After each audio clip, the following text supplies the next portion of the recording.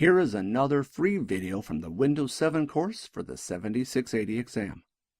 In this video, I will look at Bitlocker To Go. Bitlocker To Go allows you to encrypt your USB drives. The advantage of Bitlocker To Go is that if you lose your USB drive, which is easy enough to do, anyone who finds it will not be able to read any of the information on it. Bitlocker To Go does not require a TPM chip or any other special hardware to operate. In order to configure Bitlocker To Go, you need to be running Windows 7 Enterprise or Ultimate Edition. Either of these editions will allow you to read and write files to Bitlocker To Go USB devices as well as configure new USB devices. Once you secure your USB drive with Bitlocker To Go using the Enterprise or Ultimate editions, it can be read on any edition of Windows 7. When Bitlocker To Go is configured, reader software is added to the USB drive that can be used by earlier versions of Windows. This allows you to read encrypted files on operating systems such as Windows Vista and Windows XP. All you need to do is put the USB thumb drive in the computer and run the viewer software. While this will allow Bitlocker To Go USB drives to be read on other versions of Windows such as Vista and Windows XP, unfortunately, support is only read-only for these operating systems, and files must be accessed from the viewer software. You cannot access the files with Windows Explorer with earlier operating systems. Only the Enterprise and Ultimate editions of Windows 7 will allow you to add or modify files on the USB drive using Windows Explorer. Bitlocker also encrypts all the data on the USB drive so it cannot be read by a third party. To access the information on the USB drive, you need to use a password or a smart card. This allows the USB drive to be used on any computer without the need for special hardware such as a TPM chip. I will now change to my Windows 7 computer to see how to use Bitlocker To Go on a USB thumb drive. To configure Bitlocker To Go, first of all, open the control panel and select System and Security. From System and Security, select the option Bitlocker Drive Encryption. This is where you also can configure Bitlocker to encrypt an entire drive. To encrypt a removable device, notice down at the bottom the option Turn on Bitlocker under the Bitlocker To Go section. Once this option is selected, this will start the Bitlocker To Go wizard. To secure the USB device, the wizard will ask you to enter in a password or give you the option to use a smart card. In this case, I will use a password. Once the password is entered, I can also select the option for smart cards if you wanted to use both. The next option of the wizard will ask you about the recovery key. The recovery key will allow you to recover the information on the USB device if you forget the password or lose the smart card. This option allows you to save the recovery key to a file. The next option will allow you to print the recovery key. The recovery key is quite long, so I will save it to a file on the desktop. Regardless of whether you save it or print it, you will need to keep it in a safe place. The last screen of the wizard will ask you to start encryption on the device. This process does require all the space to be encrypted, even the free space, so it takes a long time. You have the option also to pause the encryption if you wish. It is best, if possible, to allow Windows to do this in one step to help ensure that the process completes correctly. Having said this, I would always back up any data on the device before you start, just in case. Since the process does take a long time, I will pause the video and return when it is completed. When complete, you will receive a message stating the encryption is done. If I now close all the open windows and open Windows Explorer, notice that the removable drive now appears with a padlock. At present, I will be able to read and write to the USB drive. If I remove the USB drive and reinsert it again, notice this time I get Windows asking me for the password to unlock the USB drive. Notice also the option Automatically Unlock on this computer from now on. Ticking this option will mean that you won't be prompted for the password again. If you are only worried about someone reading the USB drive if it is lost, there is no issue ticking this box. Once I press Unlock, I will be able to read and write to the drive. If I right-click on the drive, I can select the option Manage BitLocker. This will allow you to change the BitLocker settings, and you can also configure BitLocker to go on a new USB drive without having to go through the control panel. Microsoft has also included a reader for BitLocker to go that works on earlier editions of Windows. If I switch to a computer running Windows XP and insert the USB thumb drive into that computer, when I now open Windows Explorer, I have the BitLocker to go executable on the drive.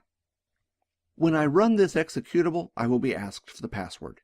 Notice that the viewer software only lets me read files on the USB drive. I could extract the files from the USB drive to another location and edit them.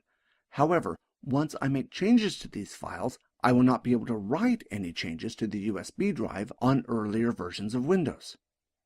So far, I have looked at how to configure BitLocker to go on one computer using a USB thumb drive.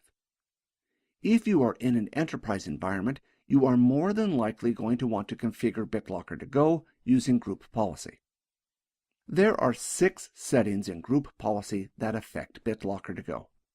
These are found in Computer Configuration, Administrative Templates, Windows Components, BitLocker Drive Encryption, and finally, Removal Data Drive. To look at how to configure group policy, I will change to my Windows 7 computer. First of all, I will open the local group policy editor by running gpedit.msc from the Start menu. Next, I will navigate down to the BitLocker to go settings. The first setting, Control Use of BitLocker on Removable Drives, determines if BitLocker can be used, removed, or paused. Once enabled, the first setting, Allow users to apply BitLocker protection on removable data drives, allows the user to launch the wizard and configure BitLocker to go on USB drives. If you were to clear this, the user would not be able to configure a USB drive to use BitLocker to go. The second setting, Allow users to suspend and decrypt BitLocker protection on removable data drives, determines if once started, if the user can pause the encryption process.